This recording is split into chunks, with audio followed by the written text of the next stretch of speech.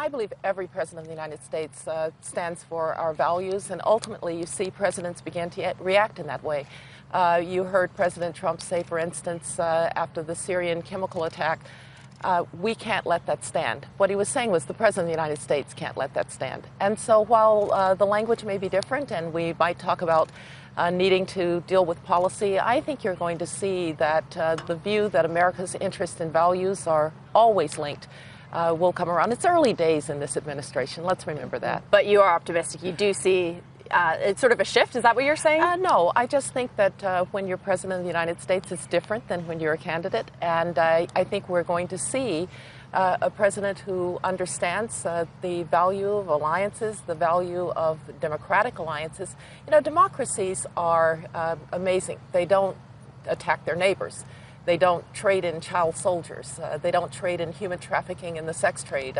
They don't harbor terrorists. And so I think we'll see that people understand that democracy is not just a moral cause, it's a necessity in our modern world.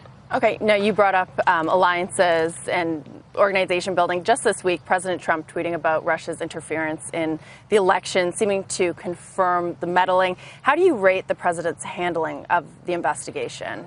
I think this investigation is still underway, and we will see what emerges. I will say this, any interference in our elections by a hostile power, and I think we have to, in this case, consider Russia a hostile power, sadly, because we need a decent relationship with Russia. But any interference in our election has to be investigated, and not just investigated to see what happened, but to see how it doesn't happen again. I would note that I heard the report on the cyber attacks around the world. We have to protect ourselves better. Not only should it not be that countries are interfering in our elections, but we need to protect ourselves better. We had the Chinese apparently hacking into the Office of Personnel Management, and so we have work to do on our side too to make sure that these things can't happen.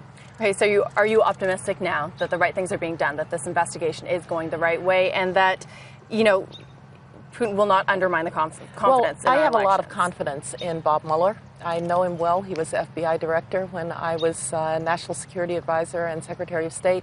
This is someone who will go to where the truth leads him. And once we have that report, I think we'll have more to act on. In the meantime, we need to get about the business of governing, because that's really what the American people want.